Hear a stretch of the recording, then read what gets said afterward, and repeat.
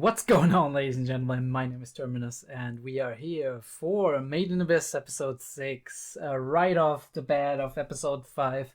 We don't have a lot to talk about. The only thing we have to talk about is the possibility that...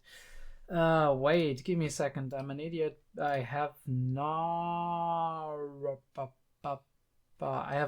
prepared the right episode. We do have one thing to talk about, and that thing is right here. Here we go. Here we go. Here we go. Ozen the Hunter. Not the Hunter, but Ozen the Immovable. Which is very interesting because I do think, I haven't looked that up, but I do think that the ox as an animal is actually very much known for symbolizing some immovable object or insurmountable obstacle.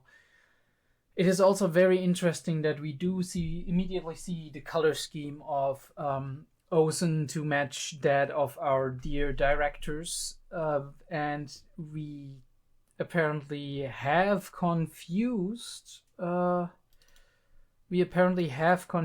the look of Ozen with that of the director in the intro. I do think I do believe they're exactly this one and other ones, to be fair. Like, there have been other kind of screens that showed her, and here she's smiling a little bit devilishly, which is very interesting.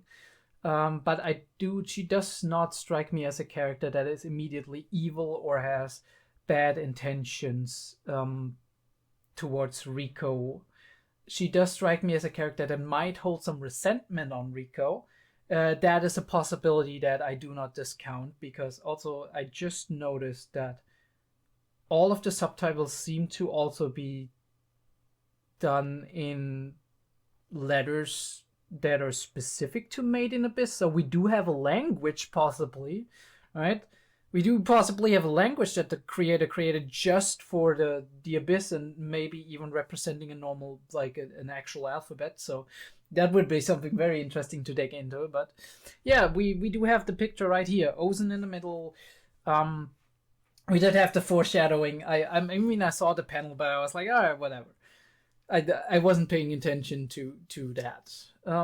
She does really... I do have some character designs that really seem similar to Ozen, and like Ogi, for example, Monogatari, or some other characters that I can't think of like from the top of my head. But I've seen characters like her before that have this deadpan expression and the eyes without the pupils, which is kind of like somewhat otherworldly. I do wonder if some of these characters, some of these people we meet, right, the further we go down, the less human they seem.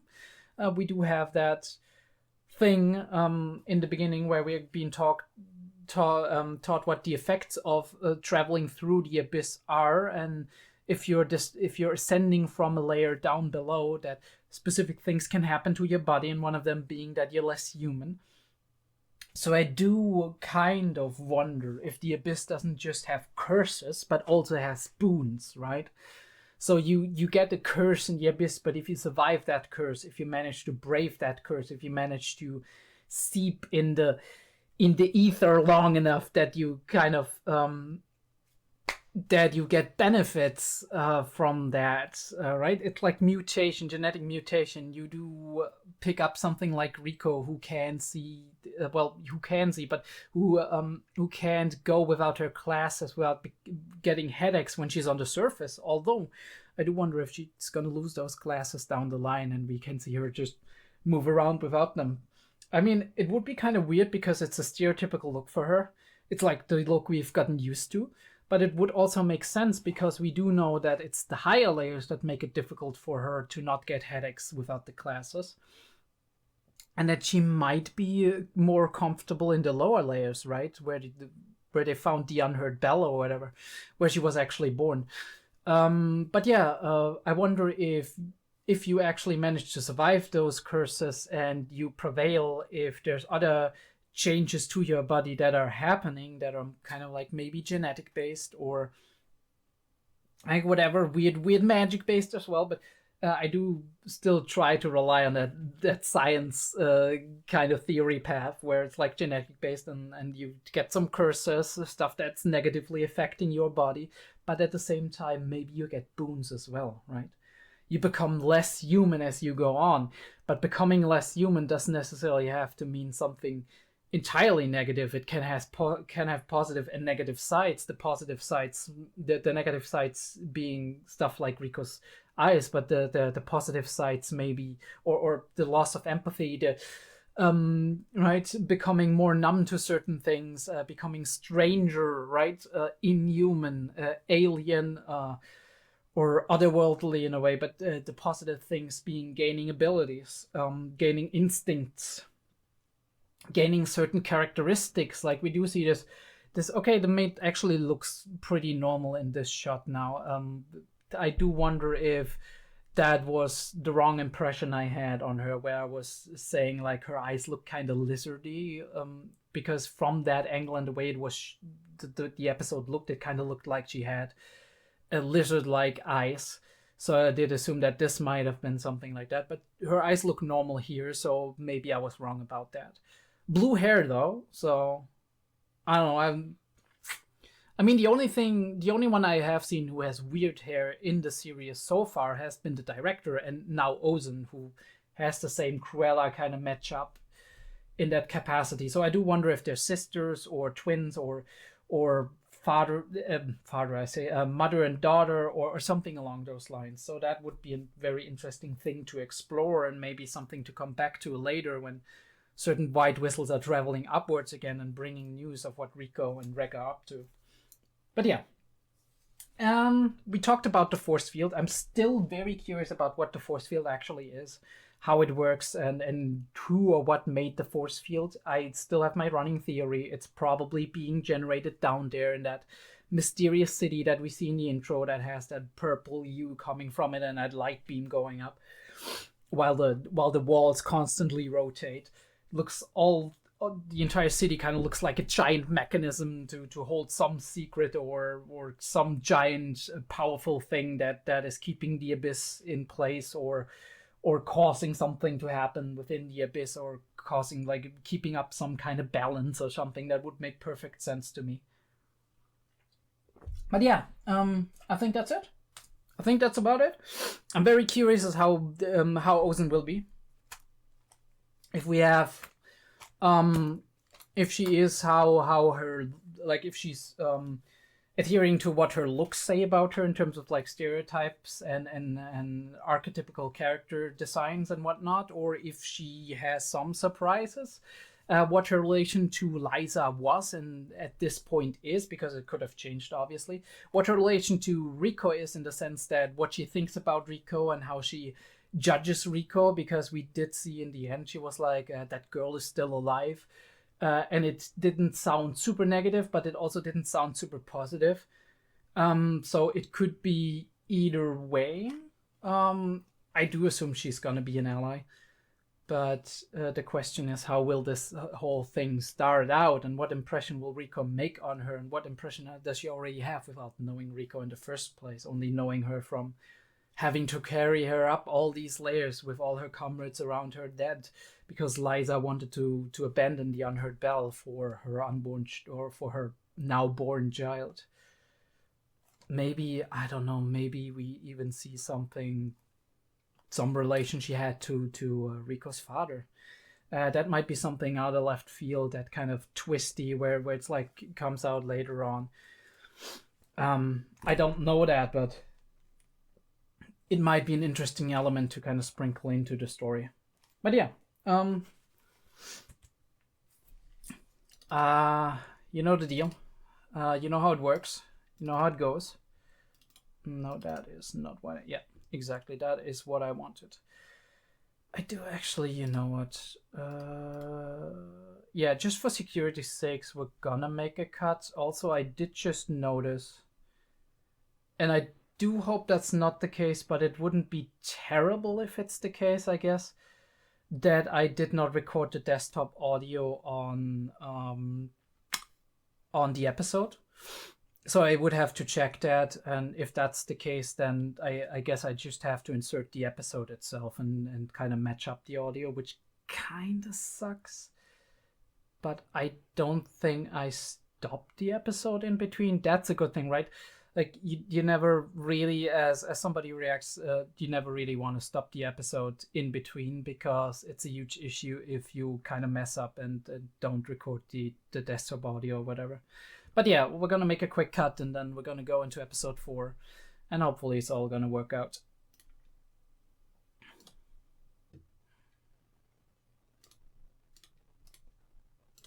Oh, everything is recording. Nice.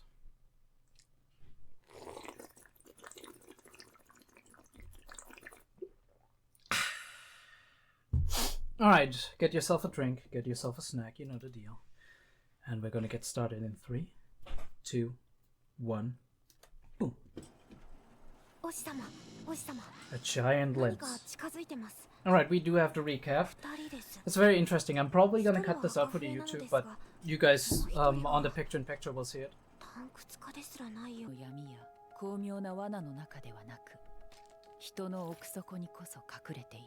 Oh, wow. Okay, a very interesting philosophy.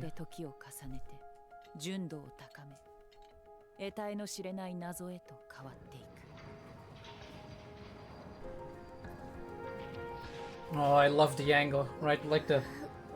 I mean, it's not the Dutch angle, but it's like... kind of a weird twisted angle. Very interesting shot. And we do see the subject just to the left again. I mean, now it's right down the middle, but...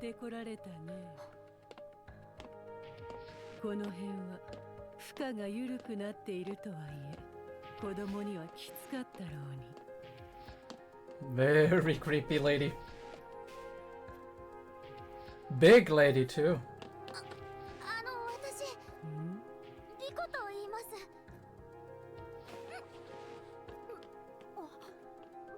Oh, she does feel the strain already. Okay.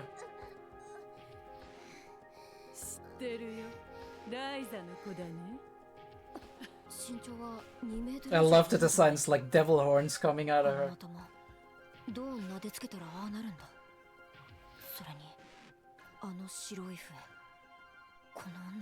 It looks like a helmet too. It looks like a helmet too. That is very interesting. Like that, it's not just an oxen kind of. It also is a helmet, like one of these like medieval helmets that you see in old series, like series with knights and soldiers and whatnot. And like the big soldier, the general, kind of has this towering helmet that looks kind of like some kind of animal. In this case, an oxen, obviously. But yeah, very interesting. She definitely gives off a vibe of, well, I don't know, an unsettling vibe, but also a vibe that makes me immediately trust her. She seems like an eccentric ally kind of deal. Liza has more of a traditional, like, Valkyrie kind of style of outfit.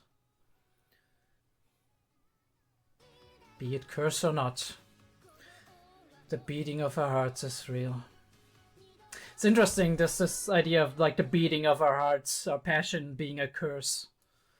And that robot there, completely different kind of robot, so curious to see how that works out. And we have the Sam end card. Okay. We are in the Seeker camp, and the symbol is the curse protecting vessel. Yeah, she picked it up, right? What are you doing? You're kind of hurting it, aren't you?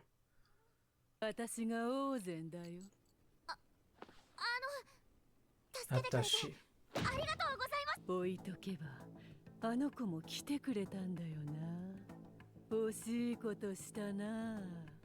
What kid? I don't think she's spotted by you necessarily.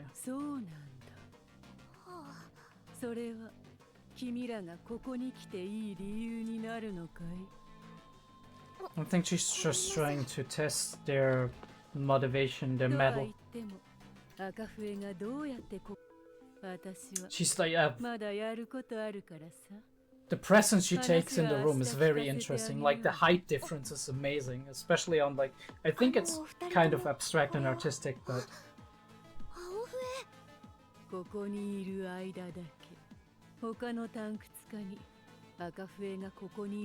So she's sheltering them for now.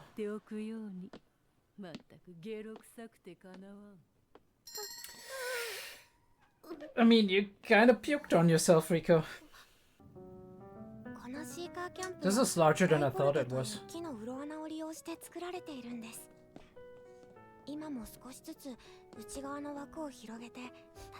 Oh, they're still working on it, so the secret camp isn't as old. But alright, so it's connected to the seafloor possibly. We do have that connection to the depths already. Guest rooms? Oh, spacious.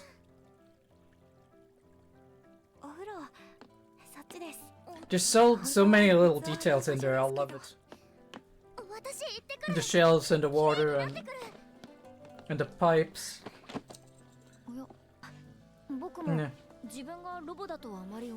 Exactly. Self-identity behaves like a human. But it's instinctual, so I do assume that... Oh, she might be a boy, actually. Or he might be a boy.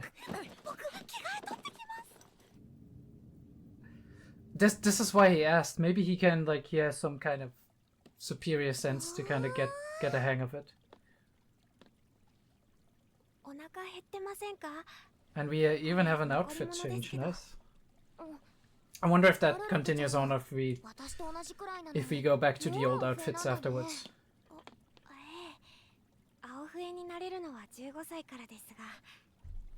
Wow, okay. How did she meet her though? How did she become the apprentice? And there we got the answer. Right. Alright, interesting. The abyss changes you possibly, right? Oh, the main theme again. I love this theme so much. Like, it's...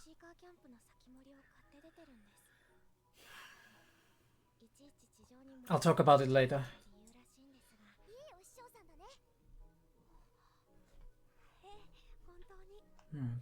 So we do humanize her here.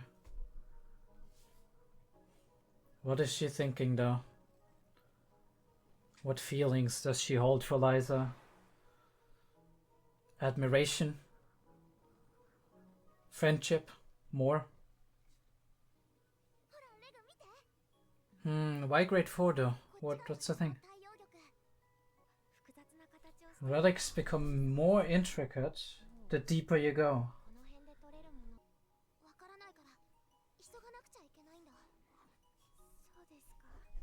Time presses on, right? And she's not sure she has time. It's interesting how she's worried about her mom, despite the fact that her mom was rarely ever present. I mean, it makes sense in a way, but at the same time, she wasn't sad when she died. Maybe it's because she didn't really believe that she was dead. She never believed it for a second. And now we have the meeting with Ozen, with a little bit of more frankness and honesty, maybe. A talk in the night would make sense. Or maybe she observes something that she isn't supposed to see. Sounds like a heart beating. Just the forest of temptation at work. Or is the tree alive? There's so many things that can happen here. But you see these shifted angles. Everything seems a little bit creepy. And we have the foot stepping in. Alright, alright. Like a vertebrae or something, right? But why isn't she waking them up? Maybe Ozen does have answers.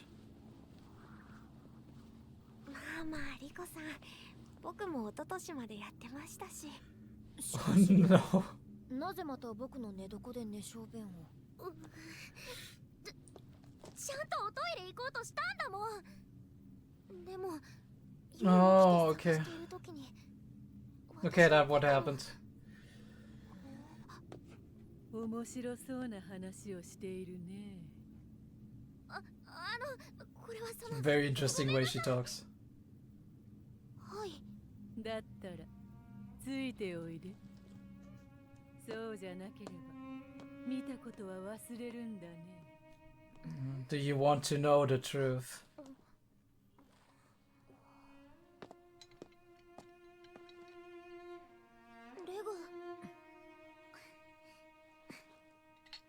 Right. Hand in hand, they give each other strength. They give each other resolve. Seeking the answers they want to find, like the intro, like the OP says. 君たちのことは墓だよ。もう何日前だったかな。But who made the grave? 巨人の杯の奥に𝐏𝐢𝐏の群生地があってね。そこに墓ができてたんだよ。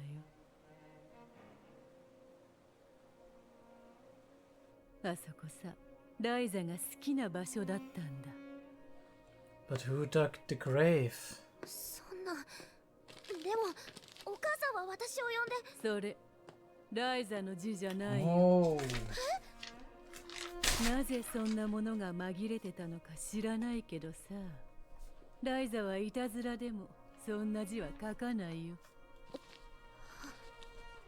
あれ、君が奈落の底を目指す理由は何だっけ？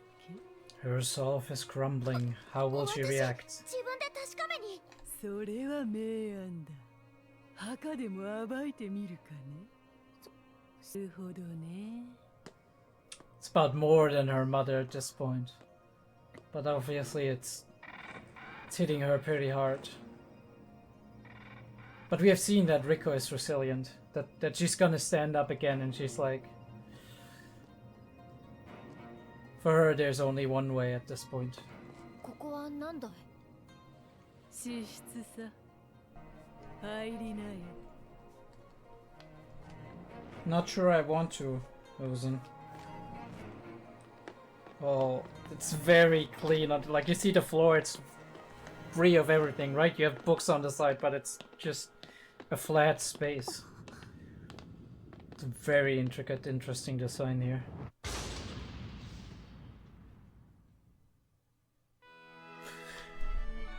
You can't leave me like this! What the hell was that?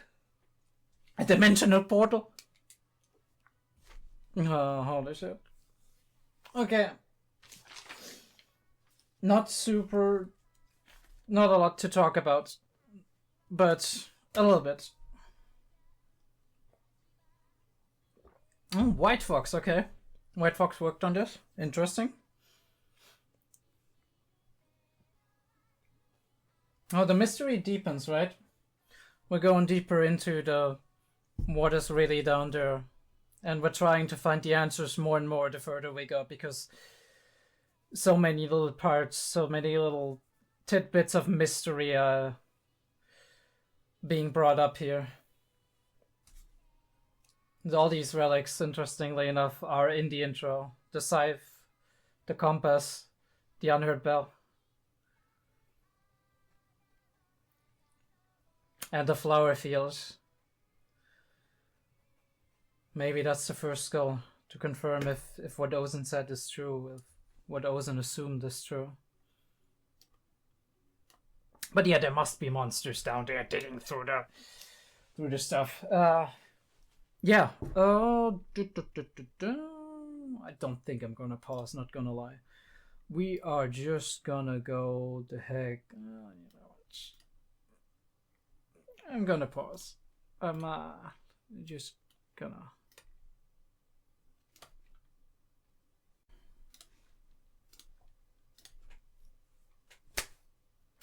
Alright, last episode for today, I do think.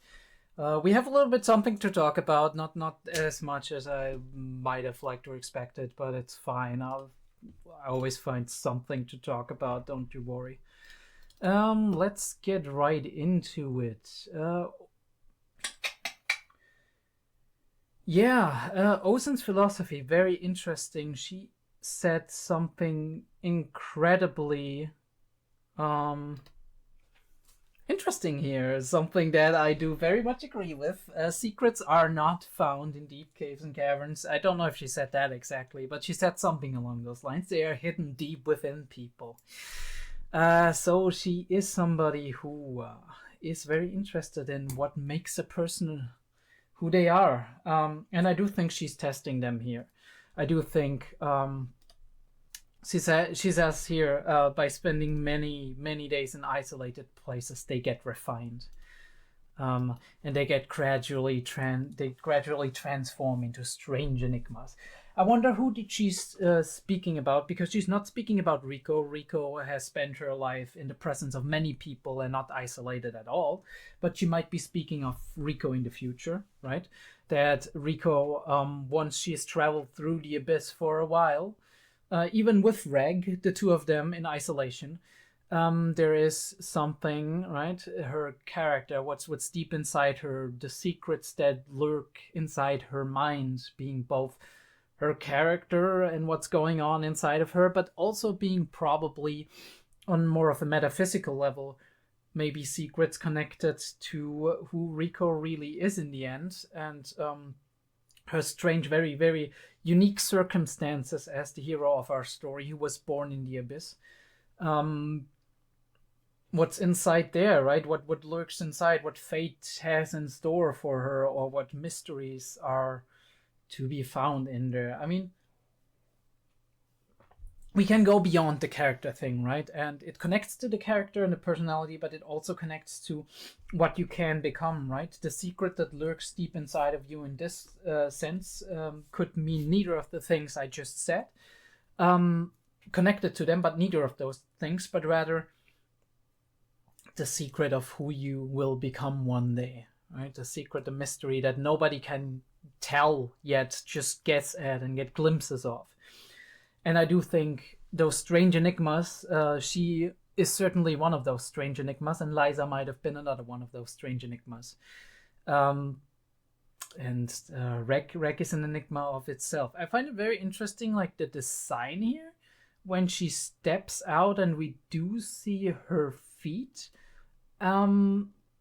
It's a very simplistic design, but it almost looks like hooves, right? Or like some, I mean, it might just be normal boots or whatever, but for us, the way it's artistically presented is almost like hooves. And then we do have her imposing figure that is probably a good head larger than any quote-unquote normal human being. And then we have her her haircut, where the white strands of her hair are going up like two devil horns. So she has a very distinct characteristic design, and I do think that a little bit it's gonna throw us off, in the sense of the first impression will be, oh, this is some evil schemer.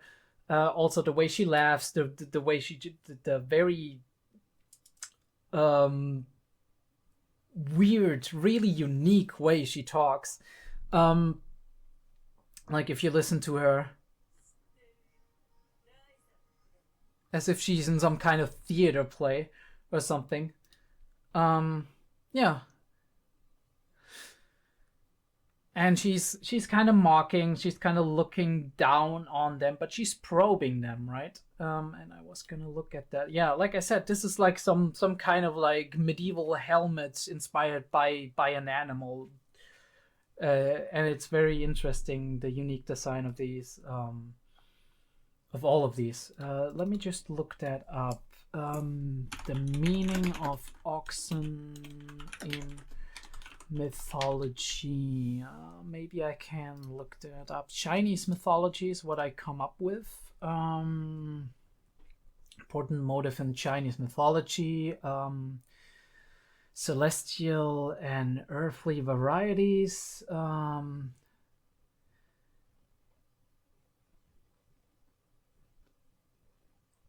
Human or divine actors.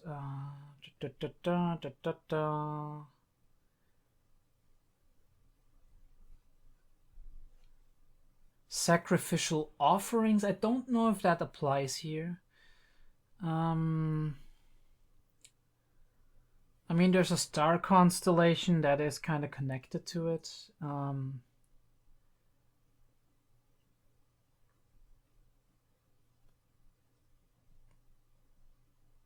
The zodiac sign is obvious.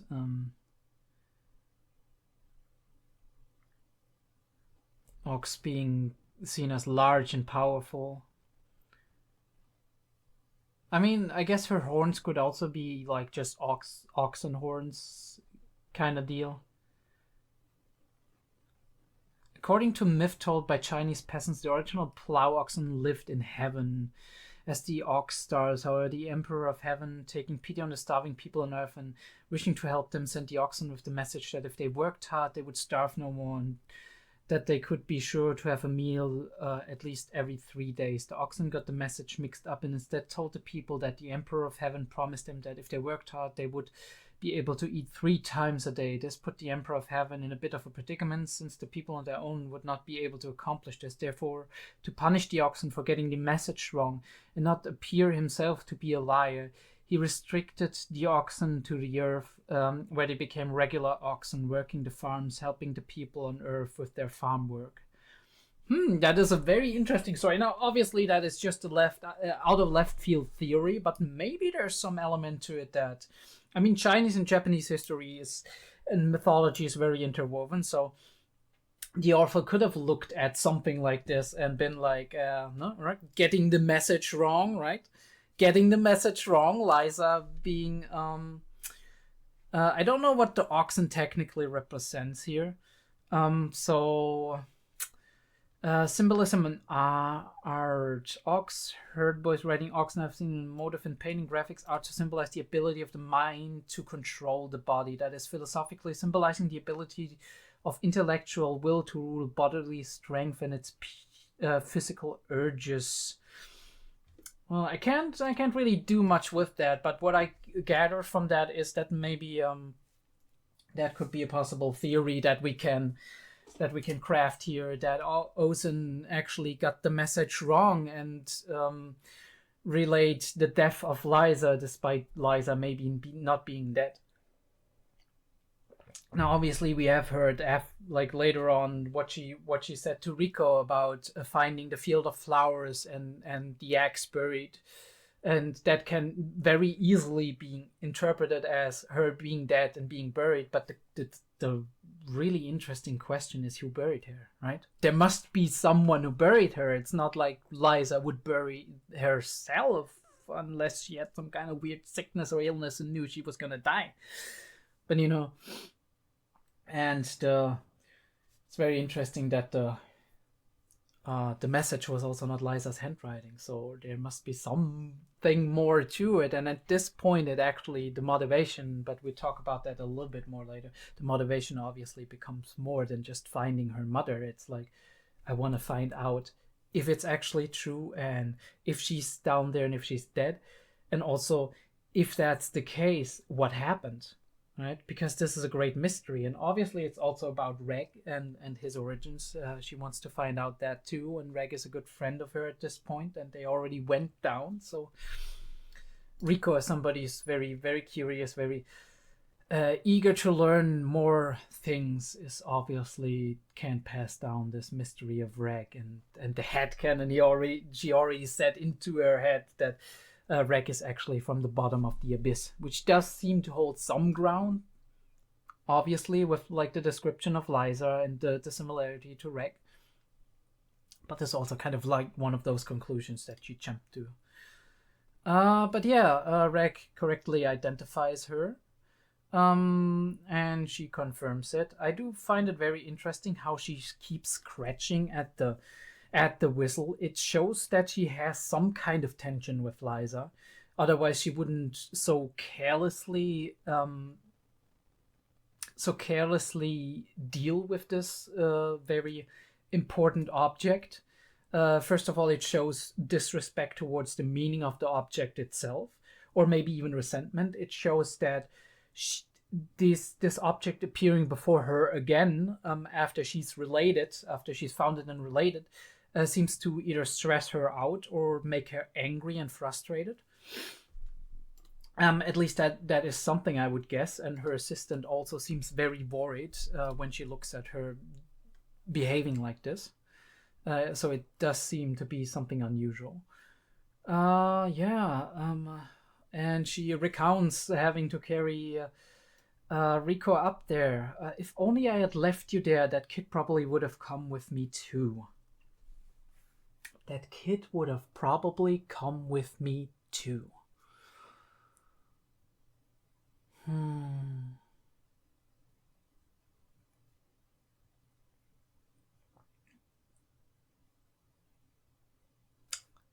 Maybe she's talking about Liza. Maybe she's much, much older than she seems, and much older than Liza herself. And she's talking about Liza when she says that kid would have probably come with me too. Maybe there is something in there. I mean, I know she's acting all devious, but I feel like there might be some guilt about some stuff that happened back then. Either it be guilt about Liza's death later on, or it be Liza taking the unheard bell with her, leaving Rico down there, but delivering the bell, and therefore not having to go down there again to make up for it for the government that originally wanted them to bring the bell up. That could be it. It could also have something to do, like I said, with Liza's husband or a partner with Rico's father. Though we do not have enough evidence, I would be Rico jumping onto that conclusion if I would run with it now. Very interesting how she is switching between that kind of looking down upon Rico and what happened with Liza, and kind of being somewhat deviant in the way she talks and mocking and whatever. But also I do think she's very curious about Rico. She's very curious about Reg and interested in what their motives are and what their plans are and what they want to do. She's keeping it very much on the down low, though. She's being very distant and keeping Rico at a distance. So I do assume she, to a degree, she does care, but she acts very much like she doesn't.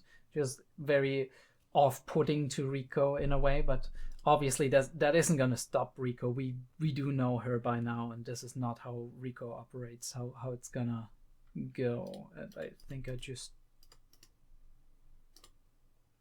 just killed my VLC.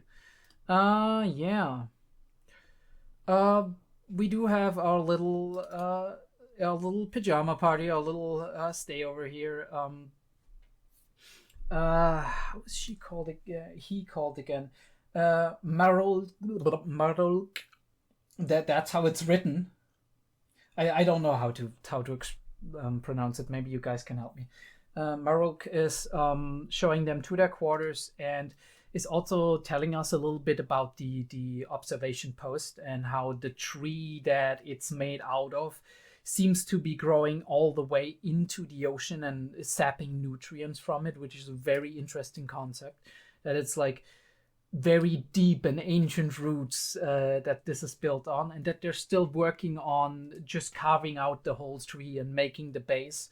So the base can't be as old as we might want to think. Sure, that must be kind of like a very recent place that has been more or less established in the last couple of decades, maybe.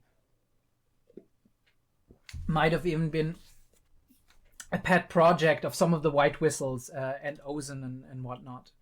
The two of them seem to be the only constant in this space, so that would make sense as well. Reg doesn't act like a robot. We had that before. Self-identity. Reg does act like a human. I think it might be subconscious, right? There's a reasonable line of thought and some arguments to be made for the fact that Reg was a human once upon a time, or something like a human, and was modified. It might be something that happens to people on the regular down in the abyss, or maybe this loss of humanity thing is less of like a Dark Souls-ish hollowing, or or a kind of like loss of the soul kind of thing, or magic kind of thing, and more of a technological thing as well. I don't know. The mere fact that Reg doesn't seem to be affected too much by the abyss, although he does have a battery life. We didn't talk about that much before, but I think my theory kind of holds true, or is supported to a degree, that Reg does have a battery life. When he expends a large amount of energy, like his energy blast and beam, or he does a lot of very complicated things, he has to rest for a while, which makes perfect sense, even if Reg runs on either inorganic or organic stuff, right? He takes in the food, he processes the food, that provides energy in some way or form. I mean, it's not different for humans. We take in the food, the proteins become muscle, right? The water is used for our cells. The minerals are used for our nerves, right? You have a lot of magnesium, you have a lot of potassium and whatever, and all of that is used for bones and nerve cells and whatever. Our lipids, our fats are being used for the walls of our cells, as well as the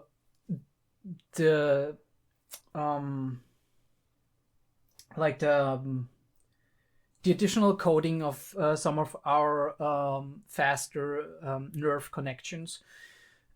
All of that is going into building and repairing parts of our body, but there's also obviously sugar, carbohydrates, which in a very complicated process of our metabolism is being transferred into ATP.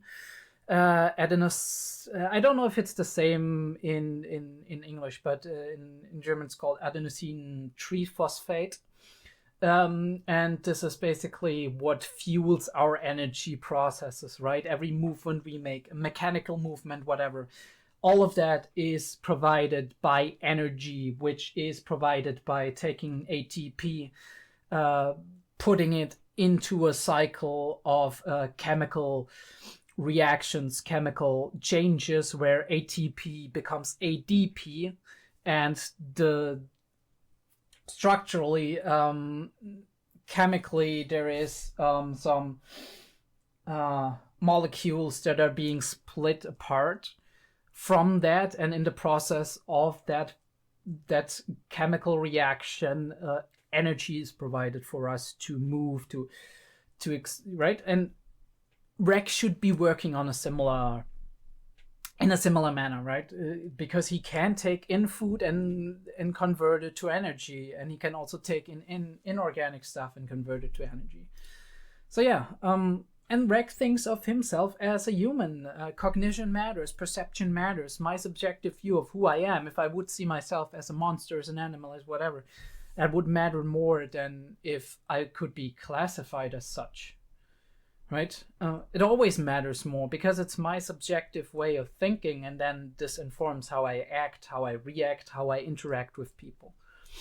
And as such, behavior is sometimes deceptive, because you can't always judge based on that.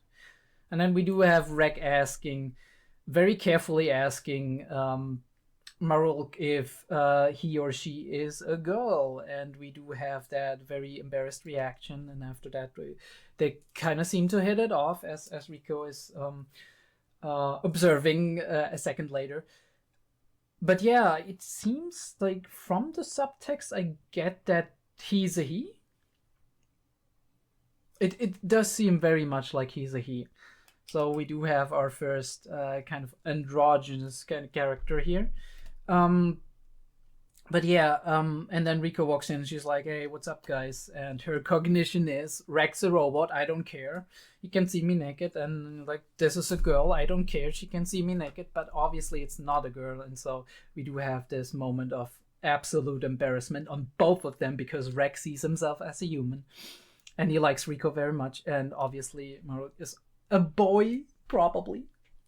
He's gonna take to the floor. He's like, let me get the hell out of here. This is so embarrassing. But yeah, we do have an outfit change and fourth class relics. I do wonder why some of the relics go up to the surface and others don't.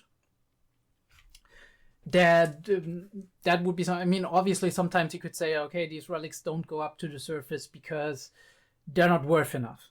But even trash that you find up there is worth enough to sell it to somebody else. So why don't they go up? So the other possibility that I could think of is that these relics wouldn't survive on the surface. That there's some process that changes them or breaks them or destroys them if they would be up in the upper atmosphere of the thing, right? And we do find out that she's a personal apprentice to Ozen, and that Ozen found her. So I do wonder what Ozen's connection to her is. What about her specifically made Ozen care about her enough to first of all save her, because that is not that's not necessarily logical with the way Ozen presents herself, at least to our protagonists. I mean, we know that maybe there's more to Ozen than meets the eye, but our protagonist, it seems that Ozen is not all that caring. And then we do have the characterization here, a story out of third-hand account of her apprentice that humanizes Ozen in the eyes of our protagonist, which is a very important thing for our later interactions with her and how we perceive her, if we trust her at all, right? She found her and she saved her, and since then she has been taking care of her and has also been staying at this post with her. And normally you would say, well, maybe Ozen is interested in things around the inverted forest, and that might be the case, right? We have the observatory, we have interesting things going on, and Secret Camp is a very important connection point from, right? And occasionally Ozen seems to be going down because she found Liza's stuff, but Marolk here can't go up because she's too used to whatever. She's too sensitive to the sunlight. So the sunlight up there on the surface needs to be theoretically a lot brighter than it is, at least in the forest itself. I can imagine that it's probably because this is a crevice that's going deep to the outside of the abyss and not in the middle of the abyss where the light is more concentrated. I'm still curious about that force field, but we still don't know anything about it. The mystery keeps piling up, and at some point we're gonna get it, and it's gonna be very satisfying. But for now, there's just a lot of wild speculation going on. Anyway, so she does stay mostly with Marolk, and seems to be doing that out of care for her, so for him. So it's very interesting. Also, I do wonder if the outfit change was Marolk's choice, or if Ozen likes her dressing up like that. I could go into very weird territory very soon, but let's leave that for another day. Yeah, and we do have Ozen pondering upon the white whistle that she has in her hands and Liza, and there is some connection here. She idolized her, or she was a good friend to her, or maybe she felt even more for her. That is a possibility as well. Obviously, that's always a possibility. But there's a deep connection, even if she doesn't necessarily show it. The mere fact that she's pondering upon that whistle and all being all moody and broody, it's showing that. I do like the water animations, pretty. But yeah, fourth grade relics. Interesting. The deeper you go into the abyss, the more complicated they get. It's also very interesting to see that most of them have an eggish or round shape. So eggs, in a sense, are always offspring of some monster or creature, right? So it's very interesting that all of these relics, or most of these relics, seem to be, well, 40%, she said, so it's not most, but 40% of the relics seems to be egg-shaped, and they get more complicated the deeper you go.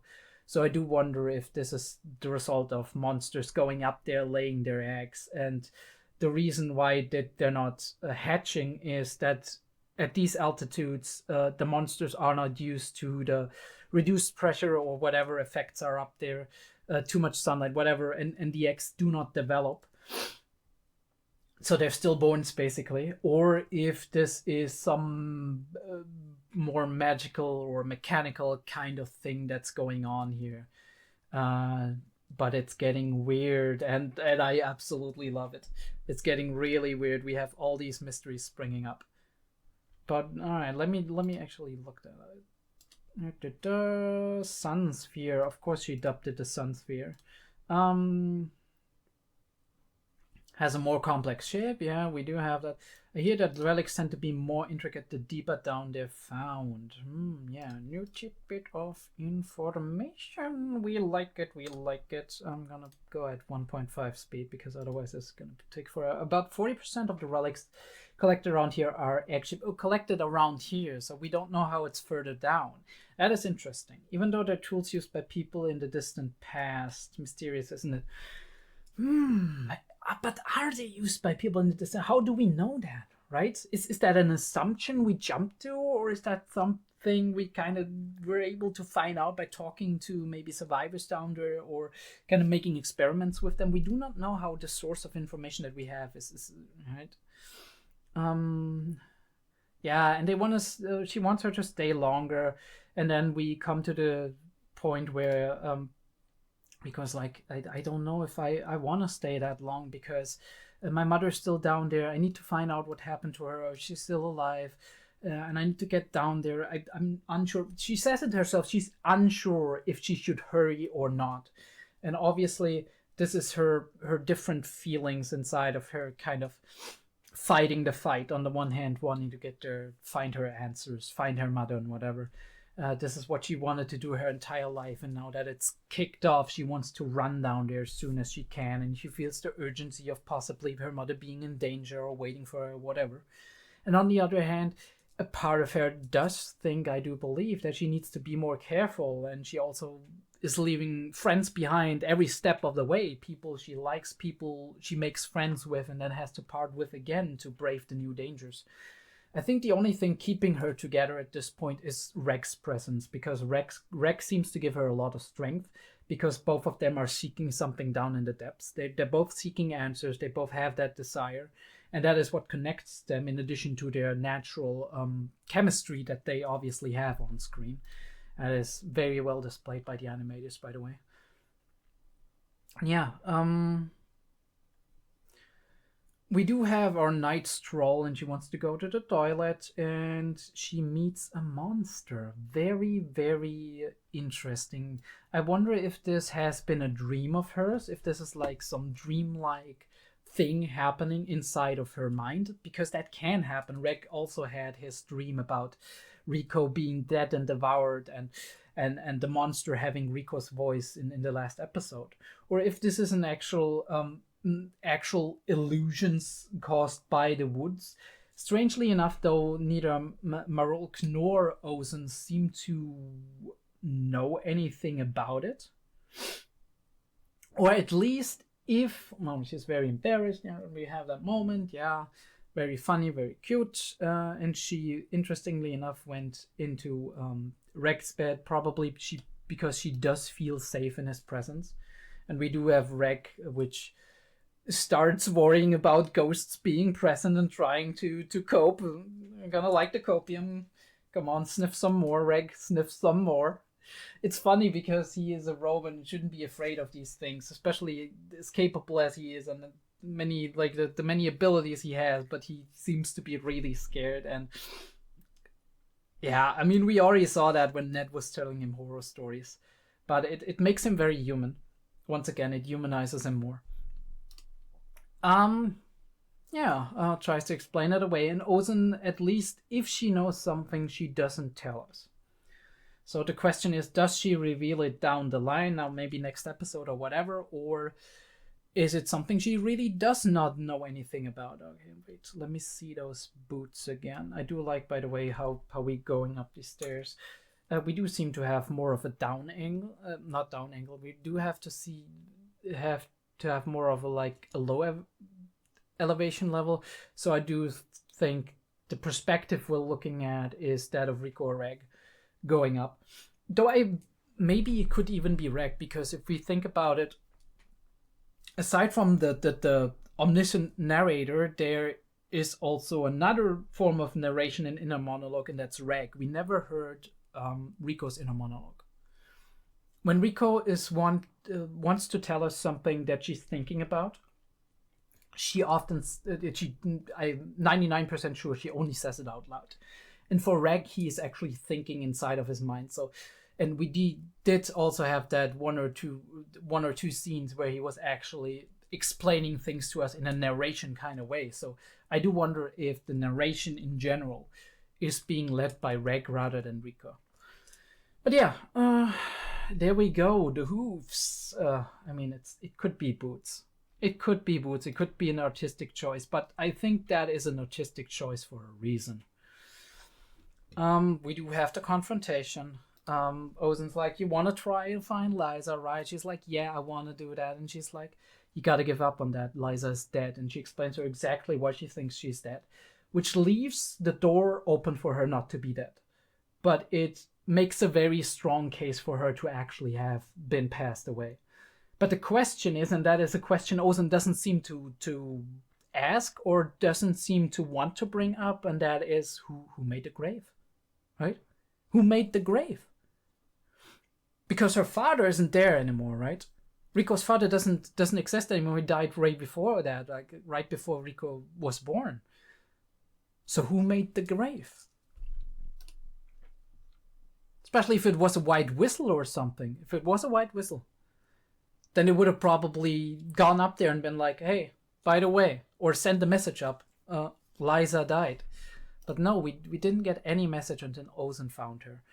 I mean, I don't know how far I should trust Ozen, but I think I trust her enough to say that she wouldn't deceive the world and tell the world Liza is dead unless there's a small possibility that Ozen and Liza know something that nobody else knows. And it was absolutely necessary for the world to believe that she's dead. That is obviously a possibility that still exists somewhere here. And she's perpetuating that, and she's saying that, and she's testing Rico's resolve to go down there into the abyss beyond just trying to find her mother. And this is what we see here. It's like she's telling her story with the Goblet with Giants and the Eternal Fortunes, which Liza apparently liked very much, and the flower field we do see in D&D, by the way. And again, amazing shot. I think I'm just gonna use cinematic landscape shots to make the thumbnails for this for these reactions. That is all I need, really. I don't even need any of these characters in there. It's fine. They're gonna be in the reaction. It's absolutely fine, okay? Unless Liza shows up, then maybe I'll post like an image of Liza or some shit. Or maybe her story is revealed in the end. But yeah, she's playing the... I don't know. I don't know if she's playing devil's advocate. But at the least, if you could call it that, I mean. But she's definitely being here testing if Rico has other motivations beyond just wanting to find her mother. And what she finds out, what we as an audience already partially know, is that Rico is here to find out the truth. Right? It's not just about saving her mother, seeing her mother again. That is a strong desire for her, but she barely knew her mother to begin with, right? She was given to the orphanage as a baby, and her mother was down there for most of her life. So all she heard about her mother is stuff that made her idolize her and trying to follow her footsteps. But her emotional connection, her direct emotional and physical connection to her mother does de facto almost not exist. Probably to the degree that her mother cared for her in the first week or months of her life. But beyond that, it doesn't exist, right? There is no connection to speak of. And the people who helped raise her are more connected to her Uncle Habo, leader, maybe even the director. And her peers like Ned or Shiggy, they're more closely connected to her than her mother in that capacity. But her mother is this giant mystery, this larger-than-life figure, and this thing that she's always been wondering about in the deep, dark corners of her mind, because obviously we humans are very interested and very curious about our origins, because like we say over and over again, our past kind of informs and defines who we are in the present and who we could become or want to become in the future. And as such, there's a very strong curiosity in Riko, especially in Riko, because Riko is a very curious person, a very truth-seeking, as the OP states, as the lyrics of the OP state. So she wants to find that out, and with that, Ozen opens the door to her private chambers that have a very distinct design, I want to say. Yeah, here. Look at that. The coloring, the shade, like the shadows and whatever. It's a deep, dark room. You have a lot of books on the side. You do have her, I think this might be an alternate hunter outfit for her. And she does, by the way, have the scythe. So I wonder if that's Liza's scythe, or is that Ozen's scythe? And they all had kind of scythes and were like, they kind of had a theme going on. But yeah, a couple of pictures there and a flower pot in the wall, but the entire floor is absolutely flat, right?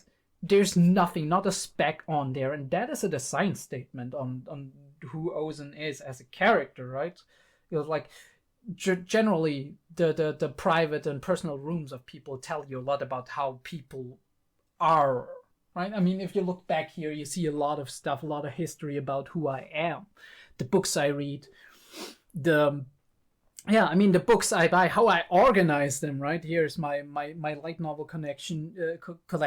Here's some like DVDs, Blu-ray I bought for from mostly from anime, but not all of them. And then we do have our more like a couple of D&D books up there. You don't see that, but there's a couple of D&D handbooks on there, and we do have like a vast collection of different works, everything from Asimov over Plato to Jules Verne and Lovecraft, and then all the way back to Tolkien.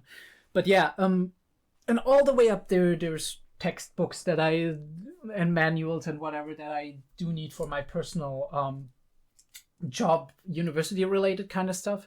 I do have my you don't see that, but I do have my games over here on the left side. A lot of game cases from way back in the day. I used to, when Steam was still like not that much of a thing, I used to even print my own cases and just put backups into it, because I really liked having them in my on my shelf. Yeah, you see various doodads here. You see posters. You see those two things behind me, like the shirt, the hoodie and whatever.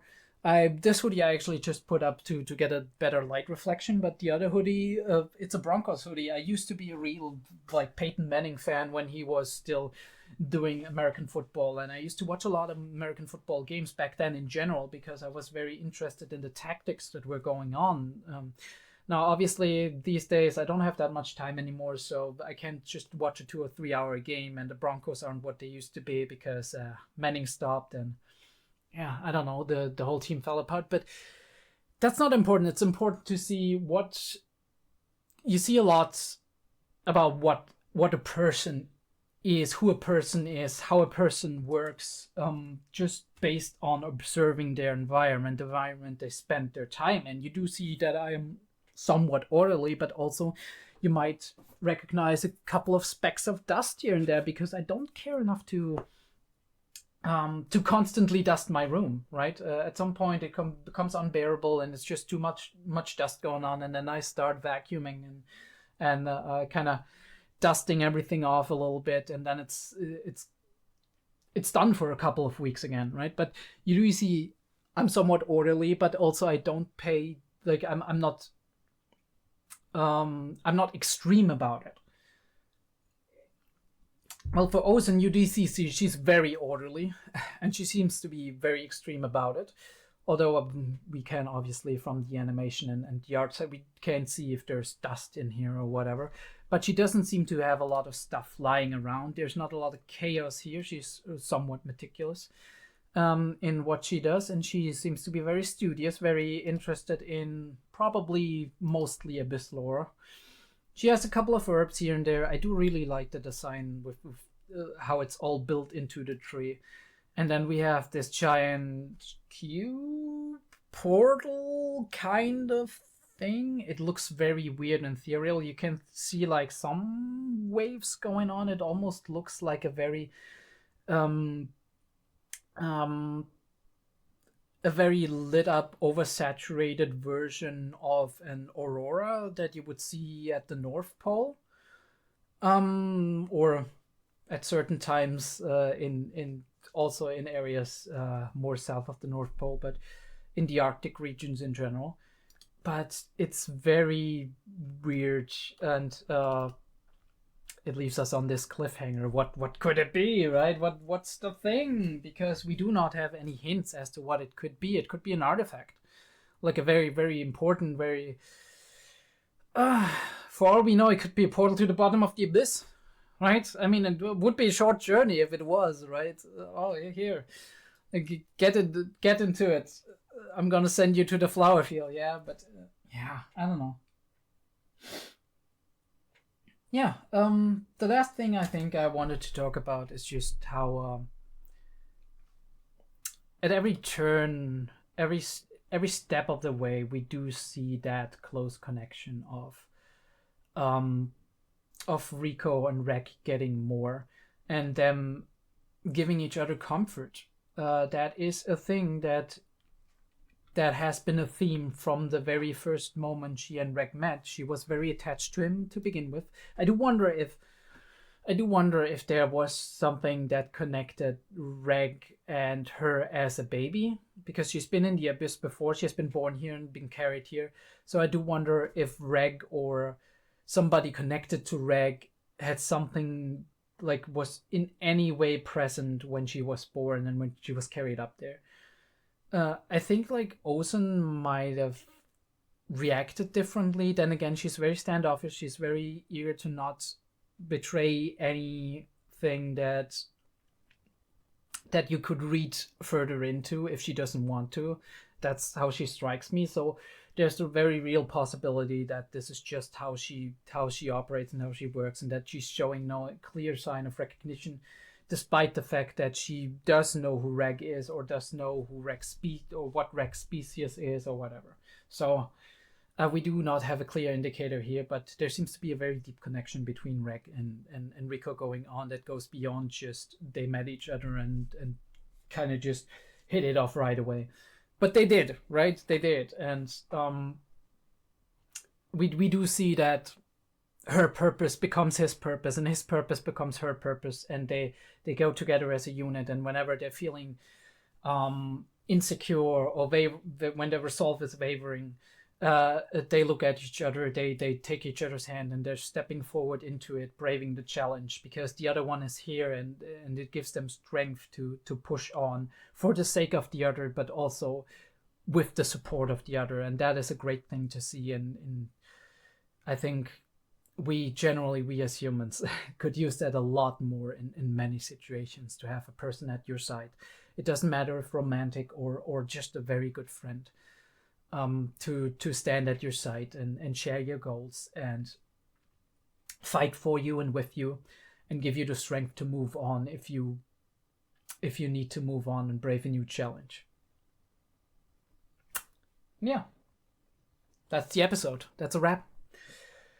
I do hope you enjoyed it. By the way, for everybody who made it to this point, I've been playing around a lot with the lighting. I've said that before in the beginning of episode 5. I want you to give me your honest opinion on what kind of lighting is the best for you. Like in episode 5, last episode, I did put up a certain lighting setting in the camera settings, right?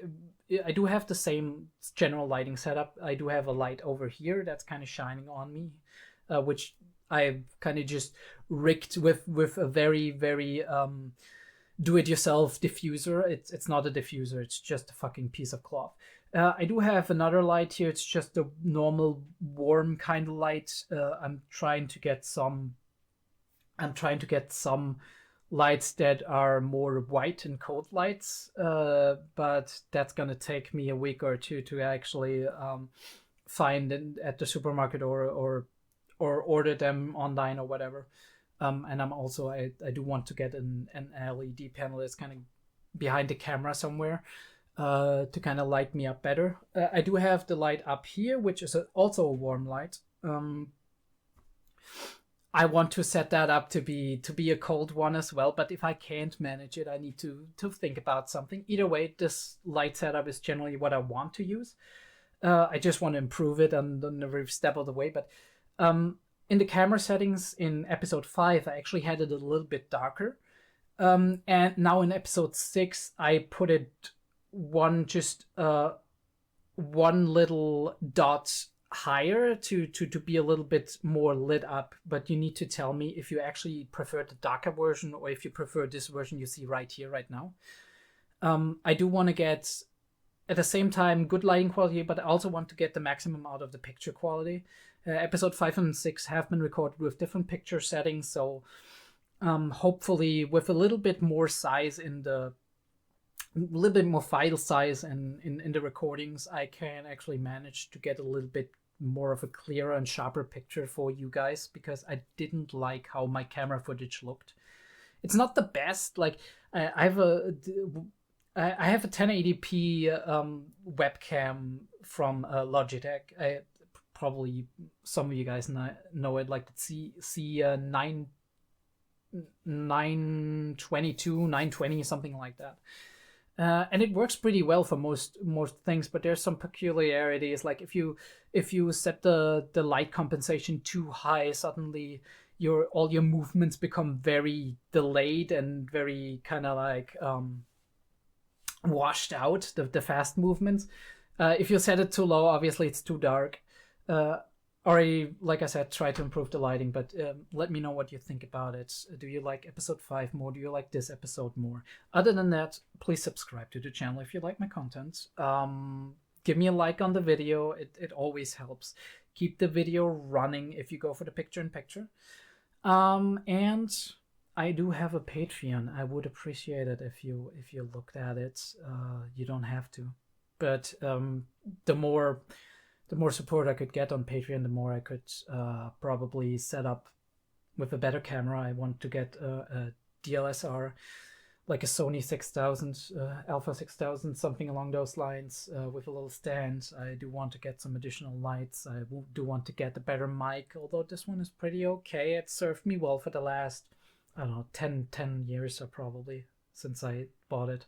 But I want to get one of those Shure ones eventually. Like the microphone's more like long-term goals. And obviously the more I have, the less I do have to also do my part-time job. I'm still working on a part-time job a couple of days a week in addition to university to kind of finance myself and pay my rent and pay my bills and get some food on the table and whatever you need to do. But yeah. If you enjoy my content, think about it. I don't need a lot of support, and if you don't have the money, that's fine. Don't feel forced to do so. I'm doing this. I'm happy doing it as it is right now. Obviously, the more I get, the more the quality will improve. The more often I can record reactions. At some point, I might even be able to hire an editor for 1 or 2 videos a week. I still want to kind of edit some of my videos because it's fun. It's fun to edit them, but at some point, obviously, it becomes a chore, and sometimes it's nice to pass it off to an editor and have the workload reduced, halved, whatever you can carry right now to focus 50-50 on, because I don't want to stop studying. Like this is something I care a lot about. Psychology is a very interesting field, and I definitely want to continue my career in that. So I probably will never be 100% reactor, but I sure as hell can be a 50-60% reactor at some point, because there's a lot of jobs in psychology which are not 100%. They're partially. There's 50% positions where you do your doctorate, you do your research and right, or you do 50% of clients as a therapist, and then you do the rest with whatever you have set up. And I do enjoy doing YouTube a lot, and not just reactions, I do think, because I could very well see that at some point I can set up a live stream every weekend or twice a week or something, and we just hang out for 3 or 4 hours and talk about all kinds of crap and play the new Persona game or whatever, right? The new Dark Souls or FromSoft game, Bloodborne 2. Anyone? Bloodborne 2? It needs to happen, right? What are you doing from software? Get on it right now. Seriously. No, but yeah. That is what I kind of imagine in my head to be. I'm a dreamer like Rico, so a little bit naive maybe, but I'm trying my best and I'm doing what I can. But yeah, check out the Patreon, subscribe, ring the bell to keep updated on the vids. And other than that, write down in the comments what you think. I really love to read every comment right now. It's cool to hear other people's opinions and to hear people saying like, I like what you're doing. Obviously, you can also criticize. You can be like, I didn't like that as much. Don't be too harsh on me. No, very sensitive. Anyway, I'll see you guys.